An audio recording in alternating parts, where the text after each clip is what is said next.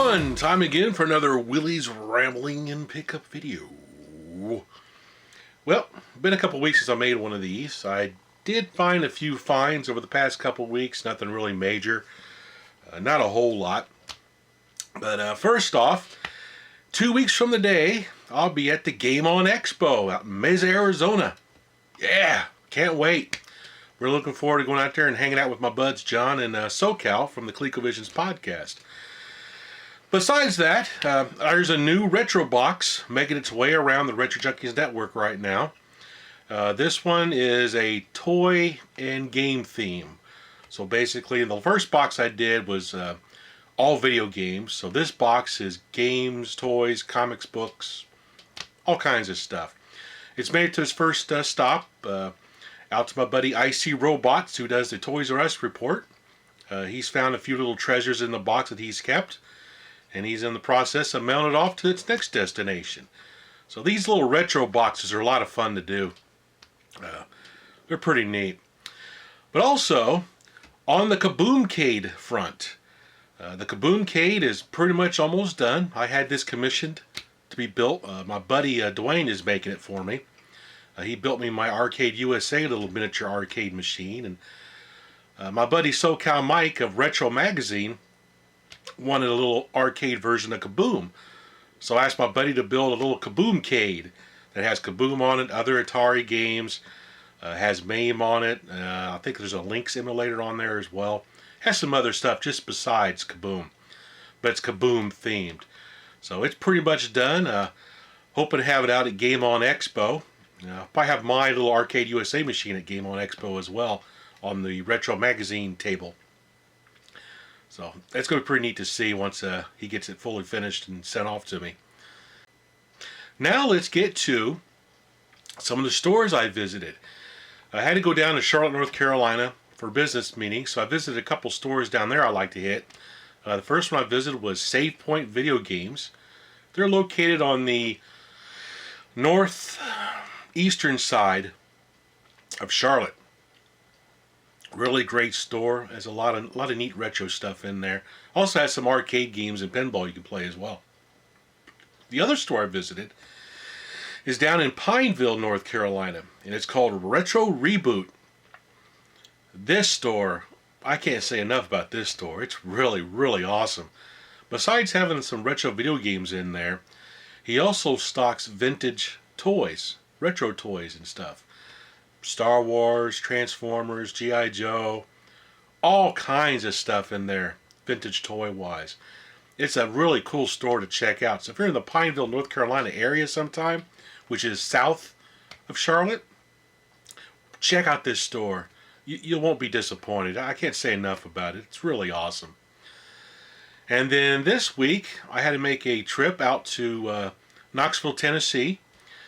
So I went out and visited a store I like to visit out there. It's called Packard's Video Games and Movies, or Games and Movies. It's in Oak Ridge, Tennessee. Another nice retro game store. They have a lot of movies as well. I'd say probably 70% of the store is movies. But the 30% that are games, some really good stuff in there. Prices are mediocre. They got some stuff that's priced pretty high, but otherwise, it's not too bad. It's still a neat store to check out if you're out in the Oak Ridge, Tennessee area.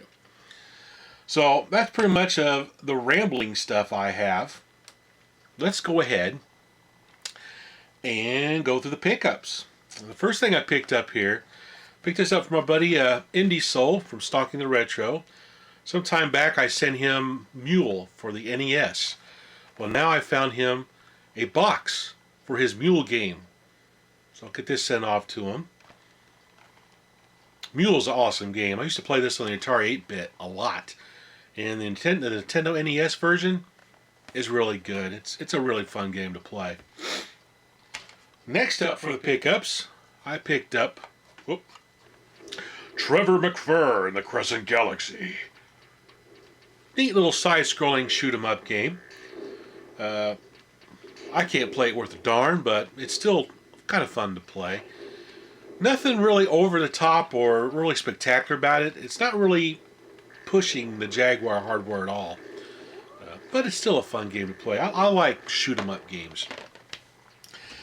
Then for my Dreamcast, I finally got a hold of Power Stone.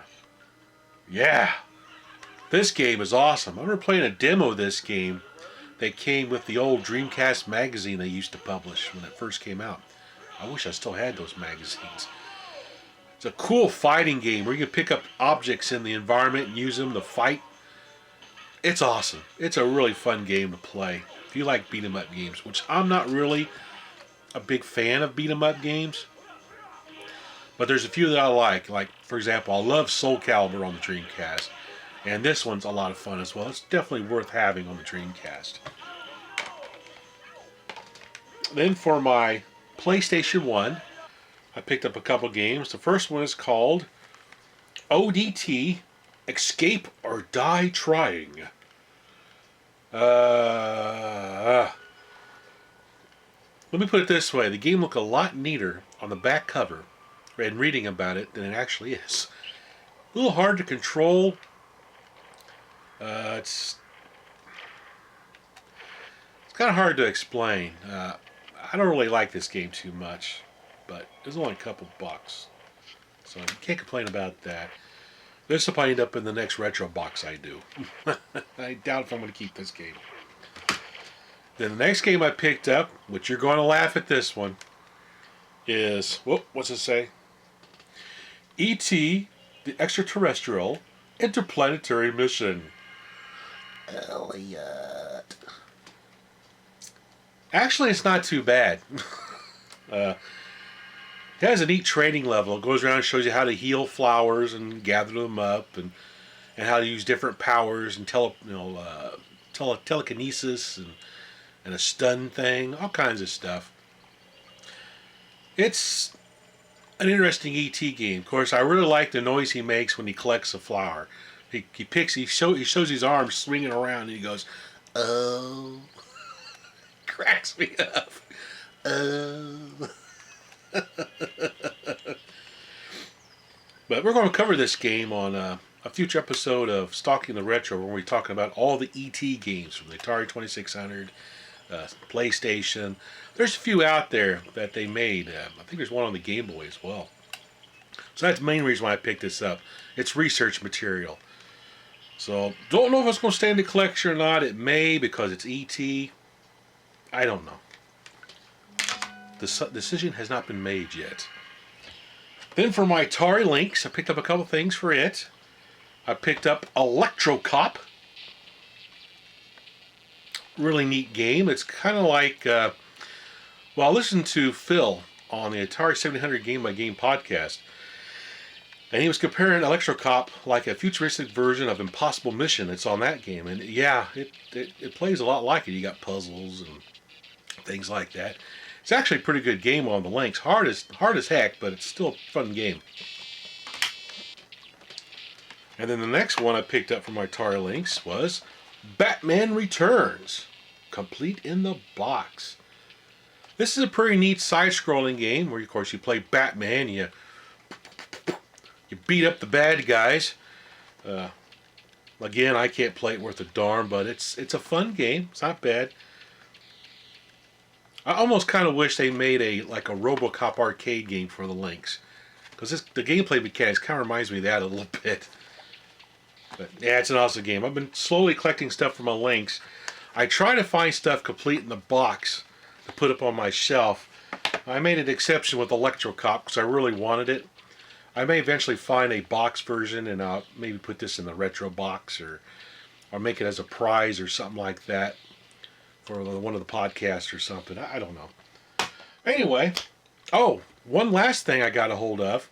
No, I didn't find this. This was sent to me by my good pal Rick, who does the Intellivisionaries podcast, the Holiday Special podcast, and the Greatest American Hero podcast. He had a big old box of Commodore 64 stuff. So he sent it down to me. Now, I don't really collect Commodore 64 things per se, but I have some friends that do, so I figured I'd get the box, go through it with them, and see who wants what, and and divvy up the spoils. A lot of 5 1/4-inch games in here. Quite a few like Wasteland. There's Power Play Hockey, World Games, Jordan versus Bird. Got Castle Wolfenstein in there. Turn to Castle Wolfenstein. Got some cartridges floating around in there. Got a really cool modem. I've never seen a Commodore 64 modem before. This is the 1200 baud modem. Pretty cool. He also threw in this VIC-20 modem as well. That is awesome to see this kind of stuff. But all kinds of neat things in this box. So I really appreciate Rick sending this over. It'll get divvied up amongst some other people. Make some people very happy to have that in their Commodore 64 collection. So that's pretty much it. Probably will be making another one of these videos until after Game On Expo, because been pretty busy getting ready to go out there for that show. So until next time, thanks for watching.